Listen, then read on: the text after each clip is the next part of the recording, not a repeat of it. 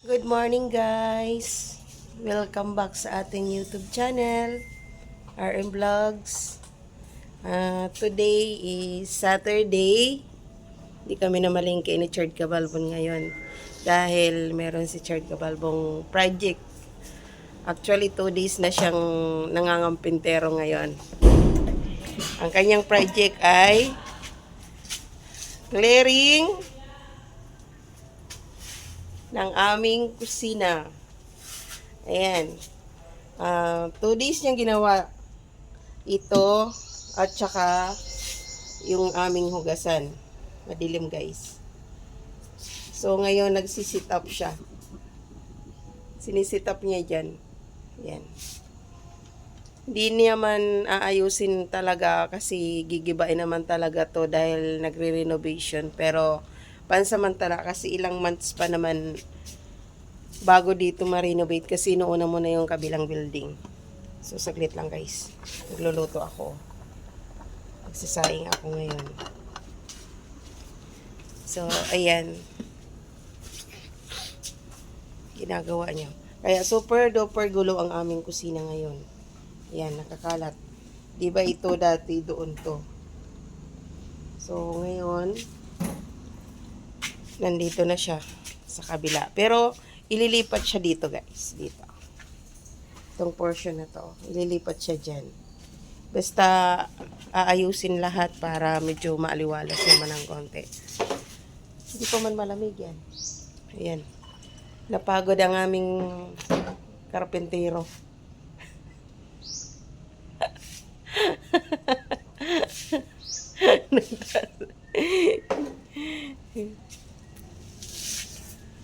Tingnan mo yung lamisa, ang kalat pa.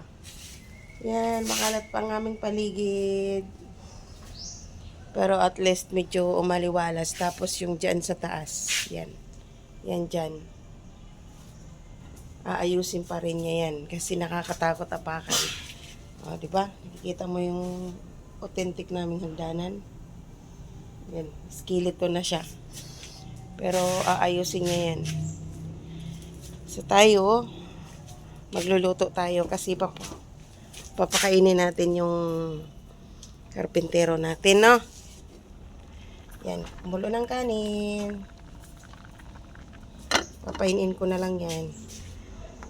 Hindi ako makapaglinis kasi kailangan ko munang patapos siya sa kanyang ginagawa dito kasi kahit linis ka ng linis dito guys, wala rin namang mangyayari. Yan guys, kumulo yung sa sinain. Yan.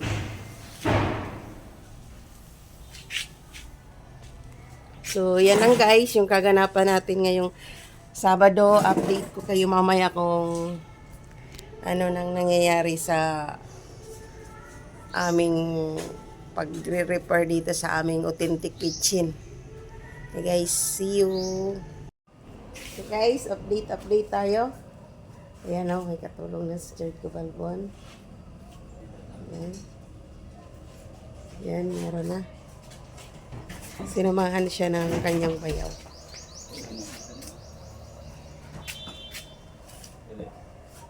Alis na na dyan. Ayun ano ipasanda lang daw sa mga Nangyari. Yan. ilang no? Kaya bababa? Yan guys. Ha? Guys, ayan na yung update. Nagmerienda muna. May tumakbo. Iyay, ang pagkatawa. Yun oh! Yan na, galing yung pagkagawa. O, tintik. Kinaupuan. Ba't nagkaganyan? Diba guys? Upuan yan ng puwet.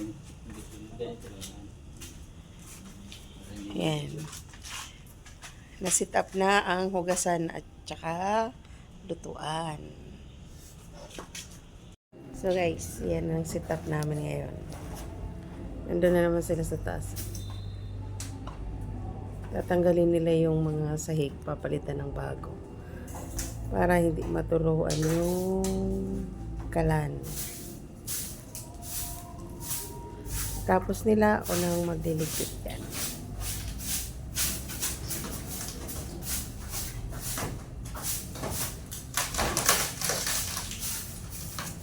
Yan.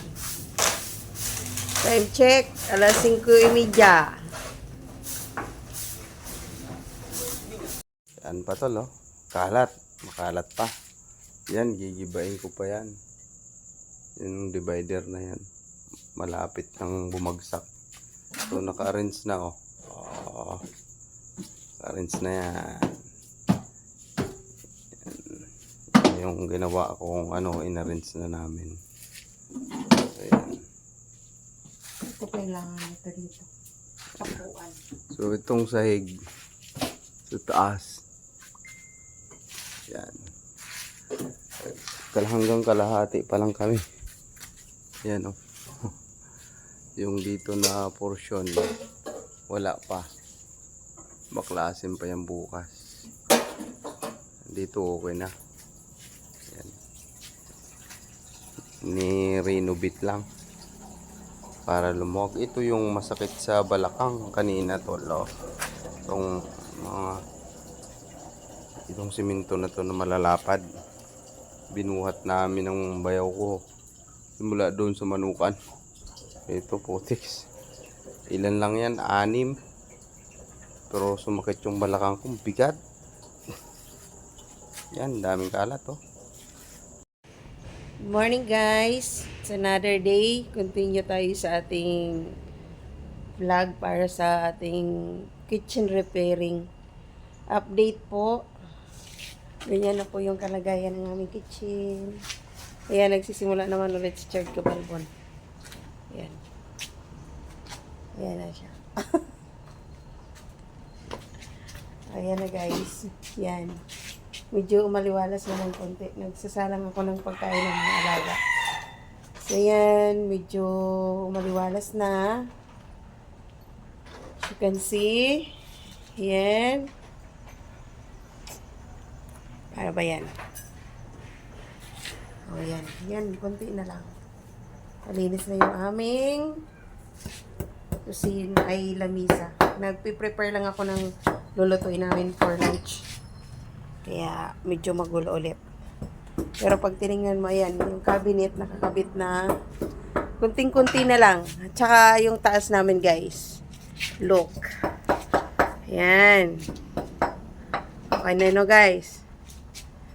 Ang tatrabahuin na lang ngayon ni Chard Cabalbon na ito. Ganyan yung itsura ko. Ayan guys, ang tatrabahuin niya itong kalahati. Ayan. Kita niyo yan guys. Butas-butas pa siya. Oh. Ayan. Butas-butas pa. Ayan. Kailangan pang i-repair yan. At saka ito. Itong kaguluhan dito. Ayan. Kasi yan. Yan yung aming bugasan. Nilagyan nila ng patungan yung bigasan namin. Ito yung bigasan. Tsaka yung tubig namin.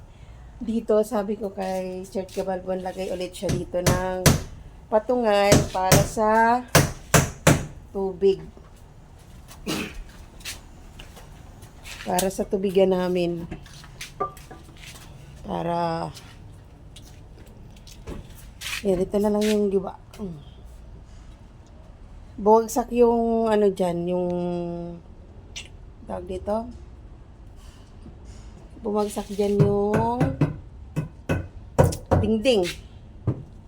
Dahil sa ano, ganyan yung mukha ko. Saglit lang guys.